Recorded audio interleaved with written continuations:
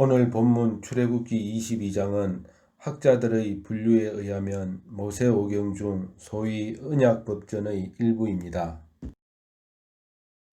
먼저 한글 개정역은 너는 재판장을 모독하지 말며 백성의 지도자를 저주하지 말지니라 했습니다.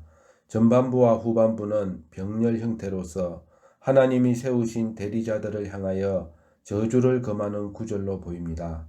다른 일부 한글 역들도 개정역과 같은 번역을 합니다. 오늘 우리의 관심은 재판장을 하는 부분입니다. 이제 다른 번역본들을 비교해 보겠습니다. 한글 표준역이나 공동역 등은 모두 재판장 대신 하나님께 모욕하지 말라고 번역했습니다. 한글 현대인역은 심지어 소제목까지 하나님께 관한 명령이라고 붙여 놓았습니다. 이렇게 번역한다면 하나님께 대한 신성 모독과 사람 지도자에 대한 저주를 비교해서 같은 죄로서 금지하는 명령으로 보입니다. 대부분의 영역본들을 보면 한글 표준역처럼 하나님께 모욕하지 말라는 명령으로 번역했습니다. 히브리 성경을 보면 한눈에 엘로힘, 즉 하나님을 저주하지 말라로 되어 있음을 볼 수 있습니다. 뒤의 로는 무엇을 말라라는 뜻이고 동사 칼날의 기본 의미는 가볍다, 빠르다라는 의미이고 이것이 오늘 본문처럼 피엘 형태로 사용되면 누구를 가볍게 여기다, 무시하다, 저주하다라는 의미가 됩니다. 그래서 하나님을 가벼이 여기지 말라 또는 하나님을 저주하지 말라 등의 의미가 됩니다. 참고로 뒤의 동사 아라르는 가장 일반적으로 사용되는 저주하다라는 의미로서 앞의 동사 칼날보다는 좀 더 강한 의미를 지닙니다.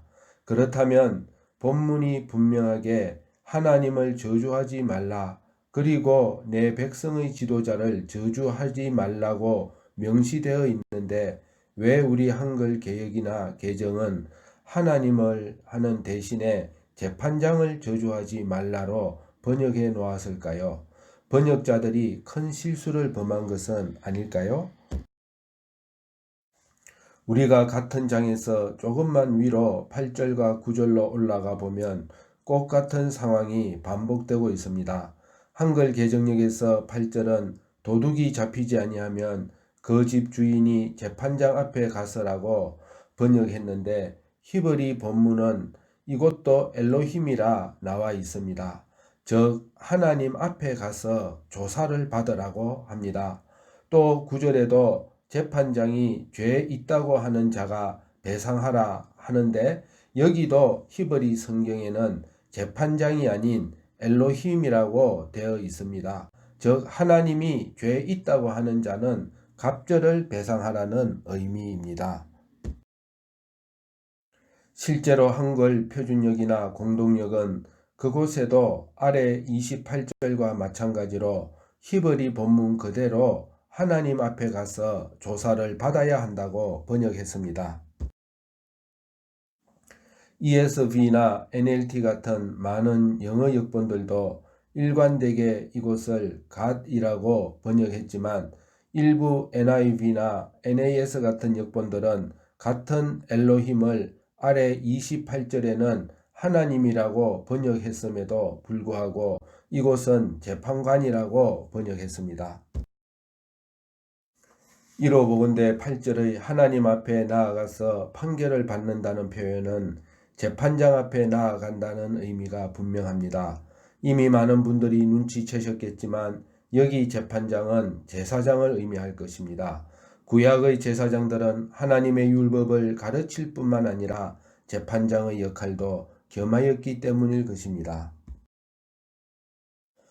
다시 오늘 본문 28절로 돌아오면 너는 하나님을 모독하지 말라는 명령은 위에 8절 9절처럼 하나님의 대리자인 재판장 즉 제사장을 의미함이 분명합니다.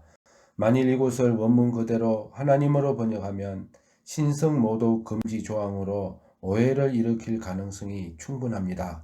따라서 한글 개정의 번역은 잘못된 번역이라 할 수 없으며 위의 절들과 조화를 이루어 독자들의 오해를 방지하기 위한 번역으로 보아야 합니다. 설교자들께서는 이 구절 안에서 언약의 백성들이 눈에 보이는 하나님의 대리자인 지도자나 재판장에 대해 저주하는 죄는 그들을 세우신 보이지 아니하는 하나님을 모독하는 죄와 연결될 수 있음을 보여주어서 그들이 말로 짓는 죄에 빠지지 않도록 도울 수 있을 것입니다.